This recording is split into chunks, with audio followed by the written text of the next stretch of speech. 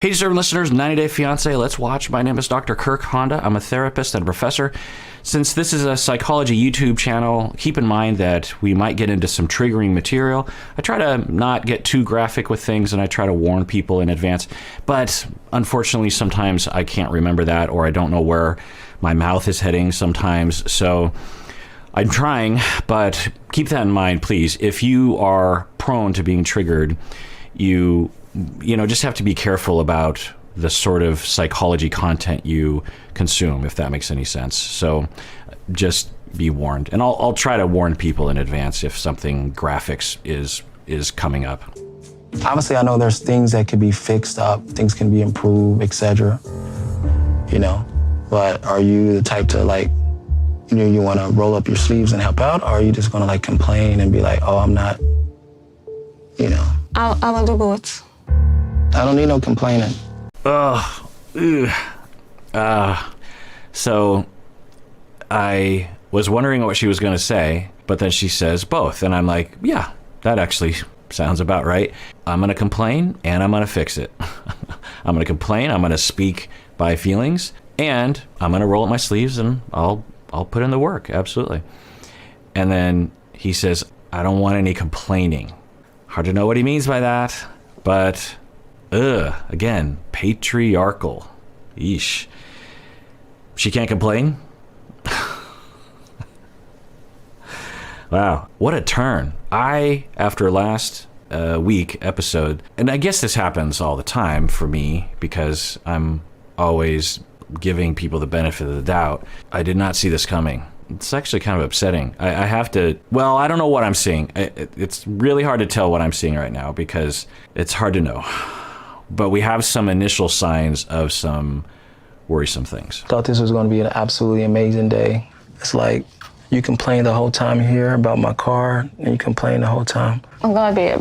It's all right though. Stop the pity party. No, it's not a pity party. I thought I had somebody who appreciated things. I appreciate it, but we can do better. That's not being appreciative. You need to look up the word, what it means. Eesh, I don't know. There's some issues, some red flags from her as well. Obviously, his red flags are more apparent at this point. We use this as a jumping off point. If I were in his shoes, I would say something like, so let me come clean. I'm a terrible human being for lying to you this whole time. This isn't my house. I live somewhere else. That's not my car. I apologize. I skipped that week in kindergarten when they told us not to lie. Don't blame me. And I have been feeling insecure. I have been hurt in the past, and I think you love me, but I have this question in my mind, and other people, or I don't know if they're just in my head.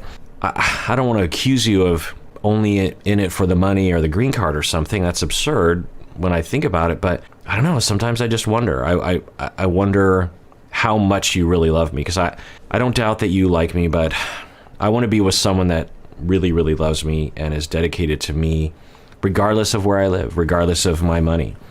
I have more money than what seems to be apparent as I'm signaling right now. But what if I lose that money, which could happen? I don't think it's going to happen, but it could happen. And I do worry, I don't know, maybe it's just me, that you'll leave me because of that. Maybe that's my self-esteem. I don't know. Again, I'm sorry for lying 150,000 times up until this point since you've been off the plane, but it's not an excuse.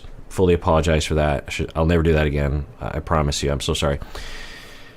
And I'm really insecure, and I guess I'm just looking for some indication that you do really, really love me, for me, regardless of my money. Can you maybe convince me of that if you feel like it, if you are actually feeling that way? Okay, you can say that. It wouldn't solve the problem because she could lie in that moment, right? And you could think she's lying, but it could be the beginning. So instead, what we've seen is, I don't want to hear you complaining, your attitude is bad, and other kinds of patriarchal statements. Okay. But it's all good. I'm tired. You want something to eat?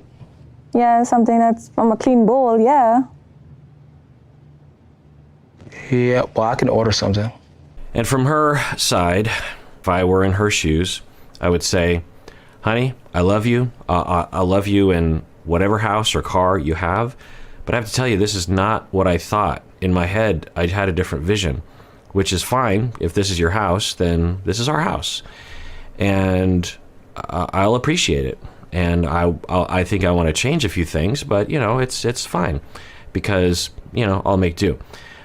But I'm having a hard time adjusting. Maybe it's just because I'm in the States for the first time or I don't know if it's the first time she's been there, but I just got off the plane. But this isn't just how I saw you. And I'm wondering why I saw you in a different house. I always envisioned you in a different house, but, you know, whatever. Let's have some fun, you know? I like that. I like that thing over there. It looks real cozy in here. You know, this is great. This is great.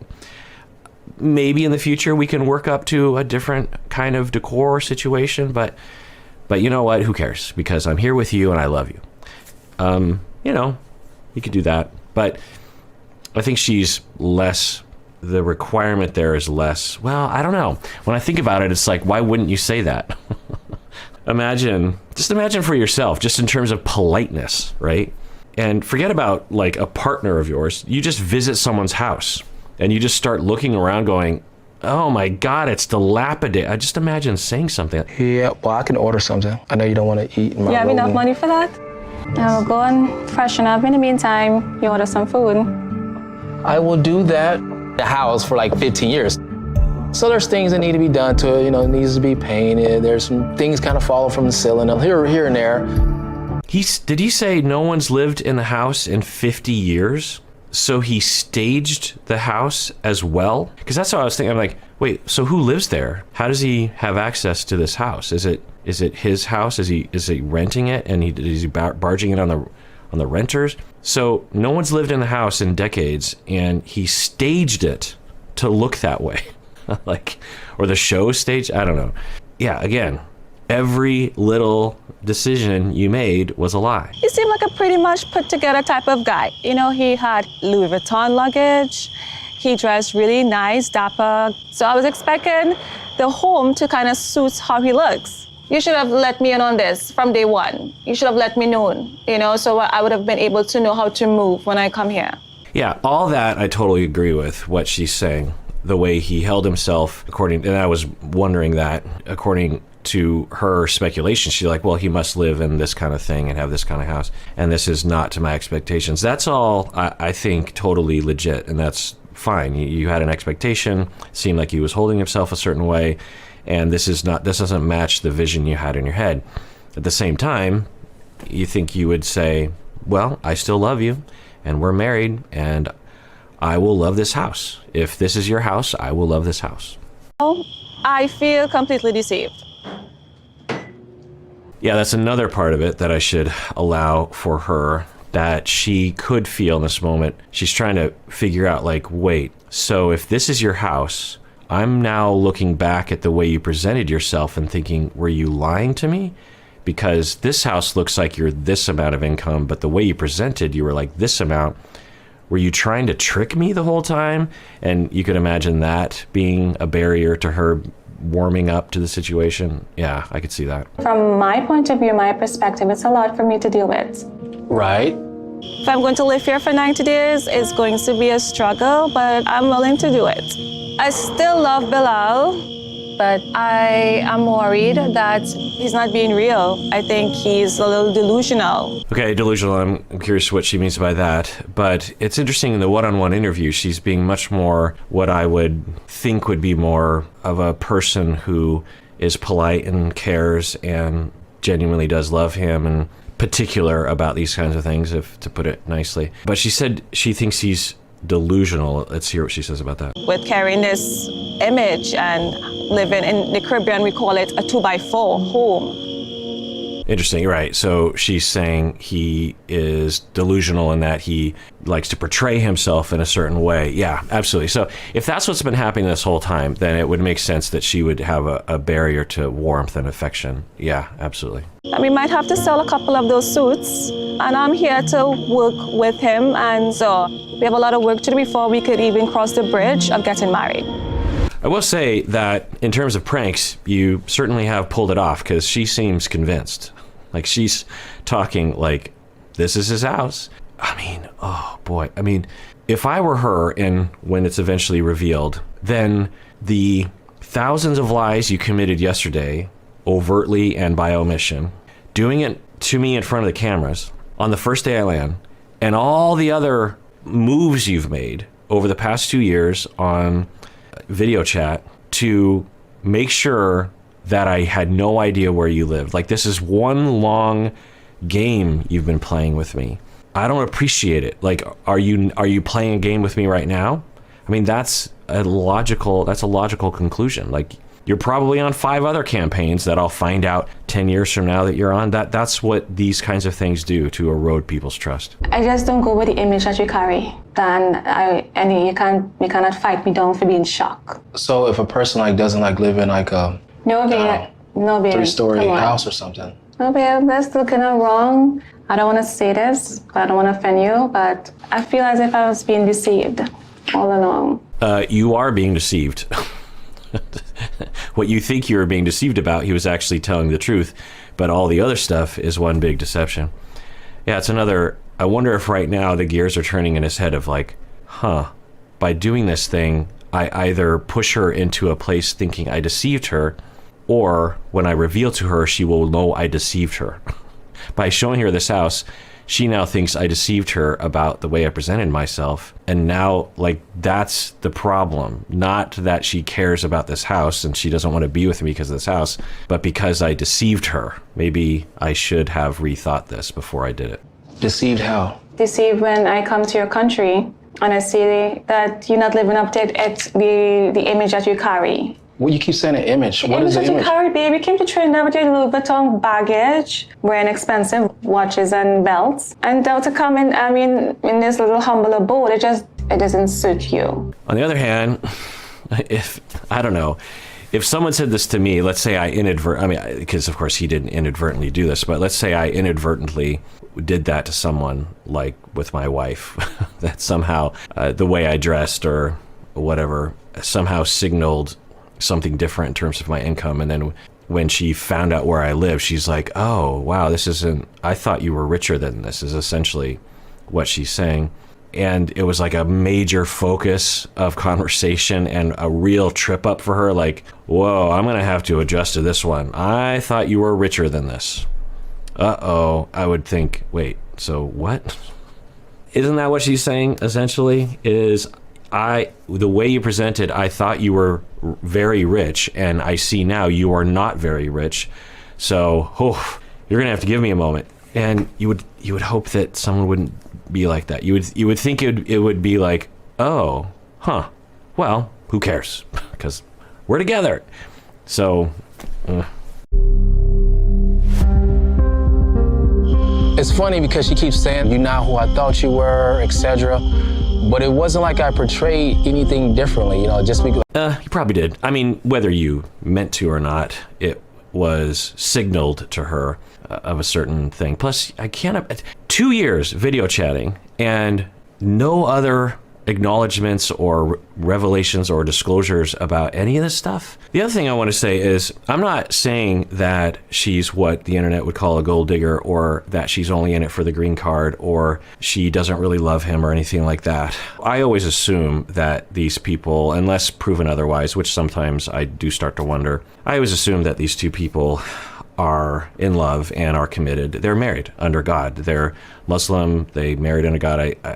I'm just going to take a guess and say that they consider that to be a sacred vow under God that cannot be broken. So it's not something that I'm guessing they took lightly. They're both older. I think she's in her 30s, late 30s, I think. Oh, actually, I wrote it down. I'm starting to keep notes. 37 and he's 42. So, they've been around the block a few times. They seem like they wouldn't make a decision like that haphazardly, hopefully. I don't think that she's just playing him for money. So I'm going to assume that she's in it to win it. She is dedicated. She does want to be with him. But what I'm saying is that maybe an overemphasis on that kind of material thing, I don't know. Now, maybe people from that neck of the woods could chime in and tell me their interpretation of this, because maybe I'm missing something, which is likely. Again, just because a person can wear a nice suit Well, doesn't necessarily mean that you live in the best house. So I don't know what she was actually expecting. Definitely sounds like she was not expecting this. I definitely wouldn't want to marry somebody who just wants me for my money. I'd rather, for 100% for sure, want to marry somebody who wants me for what I am. Newsflash, you're already married.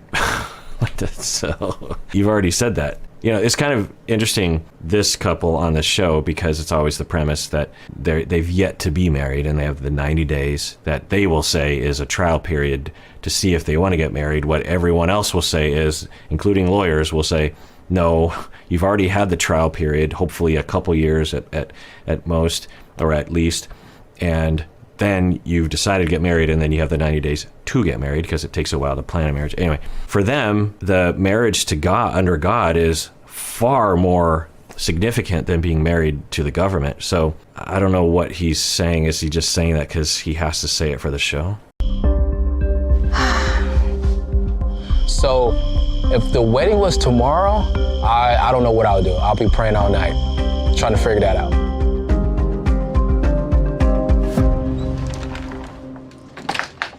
All right, well, that does it for that episode. You can join the conversation below. Always be civil. Let's keep our community not like the other communities on the internet, but or those bad communities, but like a good community. And you can also join the conversation on the Facebook fan page, the Discord, the Reddit, the Instagram, the official Facebook page.